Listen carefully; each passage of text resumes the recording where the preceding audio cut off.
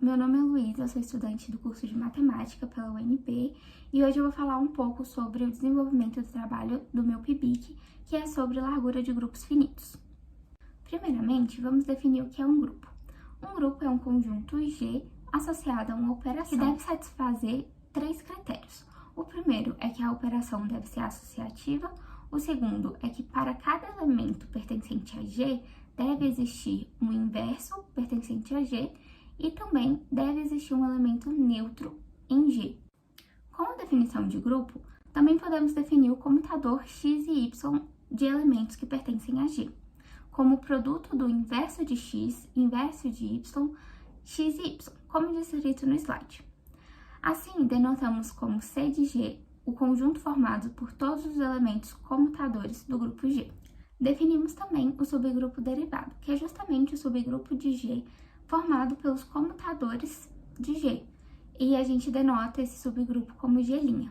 E o centro do grupo é composto por todos os elementos de G que comutam com todos os elementos do próprio G. Bom, então, seja G um grupo, a gente diz que esse grupo, sendo ele um grupo finito, nós dizemos que G é um P-grupo se a ordem de G, ou seja, a quantidade de elementos de G, for uma potência de P, sendo P um número primo. Na tabela, que o crescimento de P grupos de dada ordem cresce exorbitantemente, e essa é uma das razões pelas quais os cálculos com que P grupos são tão complexos. Utilizando o GAP, que é um sistema algébrico com ênfase em teoria de grupos, conseguimos provar ou reobter alguns resultados. Como, se nós temos um 2 grupo, cuja ordem tem base 2 e expoente menor ou igual a 6, então o subgrupo derivado é igual ao conjunto dos comutadores. O código 1 mostra isso, pois criamos uma função derivado que encontra os comutadores do grupo e coloca em uma lista. Depois comparamos a ordem da lista com a ordem do subgrupo derivado, e esse subgrupo derivado é dado pelo próprio. Então, se essas ordens forem diferentes, significa que o conjunto dos comutadores é diferente do subgrupo derivado. Ao aplicar a função derivada em grupos de ordem 1 até 2 elevado a 6, não obtemos nenhum grupo com G' diferente de C de G. Portanto, é verdade que o subgrupo derivado é igual ao conjunto dos comutadores para 2 grupos de ordem até 2 elevado a 6.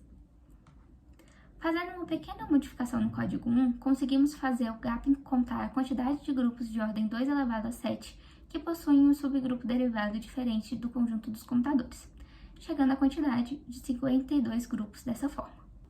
Estudamos também a função L, que associa a cada grupo G um número real no intervalo unitário 0,1. Mais precisamente, a função L é dada pela ordem do conjunto dos comutadores, dividida pela ordem do subgrupo derivado, ou seja, L de G é igual à ordem de C de G dividido pela ordem de G'. A aplicação acima pode ser pensada como sendo a probabilidade de se escolher aleatoriamente um elemento dentro do subgrupo derivado G'. Ao encontrar grupos tais que L de G é menor do que 1, então G' contém elementos não comutadores. Assim, usando o GAP, podemos descobrir a ordem de C de G e a ordem de G' de cada P-grupo que quisermos para entender se existem padrões na função L de G para alguns P-grupos. Assim, montamos uma tabela de valores L de G para 2 grupos.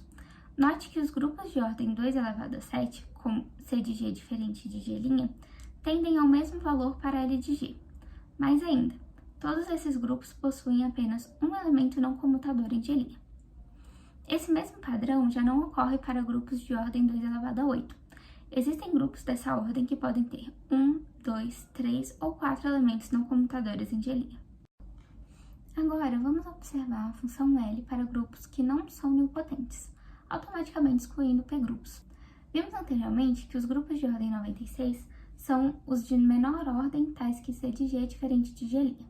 Então, começaremos nossa análise por esses até grupos de ordem 320. Assim, conseguimos montar uma tabela semelhante à tabela 3, com os seguintes resultados. Para os grupos que foram analisados, não existem exemplos com L de G menor ou igual a meio, nem para L de G menor ou igual a 2/3. O menor valor encontrado é L de G igual a 13/16. Dessa forma, podemos concluir que para os grupos analisados, existe no mínimo 81,25% de chance de, ao selecionar um elemento do subgrupo derivado ao acaso, esse elemento ser um comutador. Bom, essas são nossas referências. Muito obrigada!